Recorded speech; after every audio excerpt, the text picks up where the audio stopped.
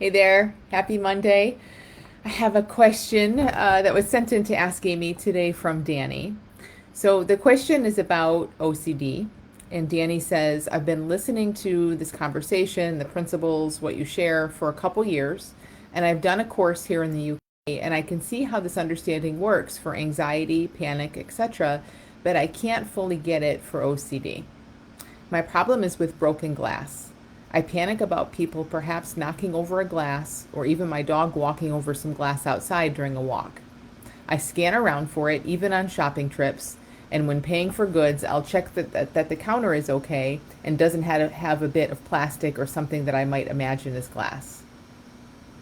If it did, I won't go to that till as I wouldn't use the product I bought as I would worry that it had touched the glass. I can clean it up, but I will wash my hands several times after. I used to throw out clothes even if I thought I had touched a crack in glass. I don't know what to do. I don't do that now, sorry, but it takes me a lot to not do this. I know the thought will eventually fade away, but it pops back up and makes me anxious again. How do I stop this so that I can be normal, whatever normal is? Or how do I see this understanding through OCD? And she says, if I thought I would benefit from your program, I would apply, but I just can't see how it works for a physical item that you can touch, and it's not just a thought.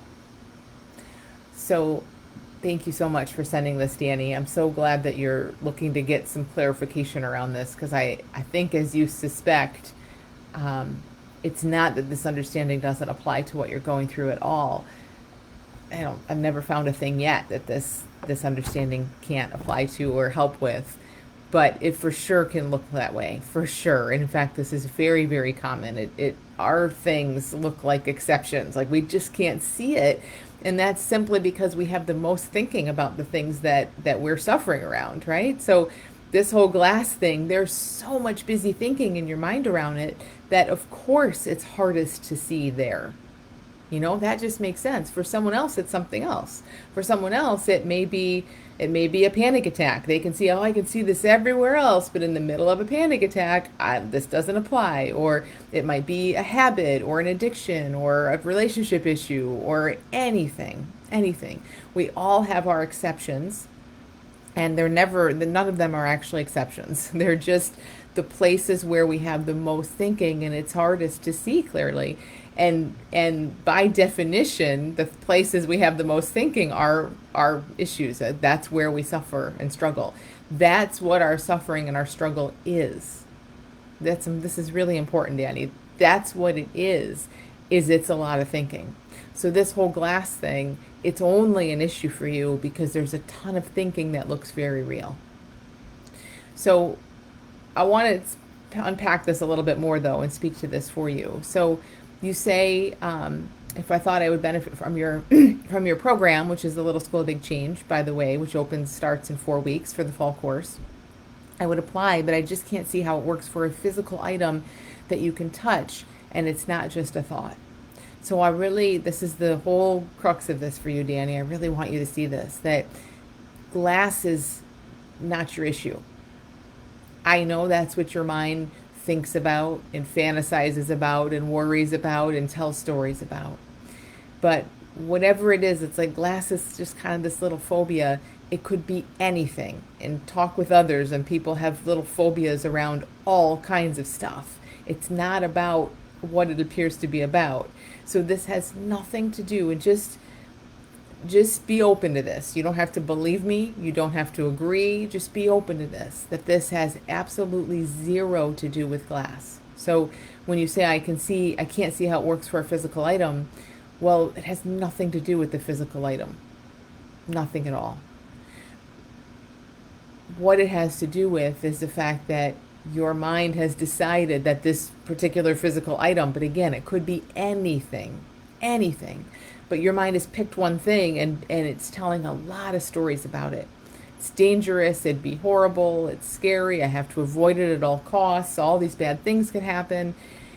Again, it's not about the content of our thinking. It's not about the story or the subject or the target. I don't know what other synonyms I can throw in to say there, but it's not about the thing, not about the subject of our mind stories or the content of our mind stories. It's about the fact that a mind is telling a story that doesn't feel like a story. So in this case for you, your mind has decided that glass is horrible and it's everywhere and it's dangerous and you have to avoid it. And that story, just the fact, not about glass, but just the fact that there's a story there that comes up and looks so real, that's thought. It's 100% thought. Whether there's glass in the world or not has absolutely no relevance here. What you're afraid of is a scary story. And that scary story is made 100% of creative imagination, really. Like, it's creative thought. It's a story. Now, people sometimes kind of say, like, well, it's true though. There really could be broken glass, and my dog really could step in it, or it really could get on me. But it being a possibility doesn't create this kind of fear and this experience. It's true for all of us, and a lot of people don't worry about glass. Even if it happens, you could say, yeah, but it's not just a could happen. It actually happened once, and I got glass stuck in me, and I had to go to the doctor, and there was an infection. Still, still, we can be like, all kinds of things can happen in life. You wouldn't be feeling the glass. There would be some glass there, but you wouldn't be feeling the glass. Your mind would be narrating the whole experience. And again, for some people, it could be the scariest, worst thing they've ever been through, just because their mind says it, not because of anything objective. For other people, it could be no big deal. It could be a minor inconvenience. It could be like, oh, I can't believe I stepped in glass. Let me get this taken care of. So again, I just want you to see this has nothing to do with glass. We could substitute anything in. We could substitute a million people in here. Everyone's going to have a different experience of all these different physical objects, because it's not about the object. What you're afraid of, what we're all afraid of, is the stories our mind tells and how real they feel. And when we think the story is real, we suffer. Now, you might, or other people listening might be saying, okay, I know the story's not real. I know this is ridiculous. And that's what almost everyone with OCD or a phobia knows. Like, we know, we know better, right?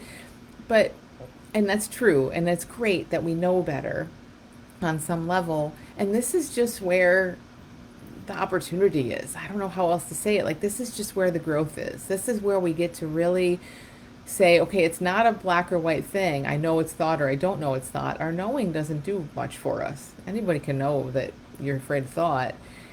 It's really exploring this, really seeing how a mind is constantly creating our realities, really getting curious about that. And that's where a program like my school, but anything, and it just being in this conversation, that's where that helps, because it's not that we're just here to teach you something you don't already know. Pretty much everyone can learn what there is to learn teaching-wise in 5 minutes. It's about spending some time exploring this and saying, wow, isn't it amazing how human minds just create stuff, stories, emotion, feeling, fear, all of it, and it feels so real, and it looks like it's coming from physical objects out there, and it never ever is. Ever. It can't. It's all happening in our heads.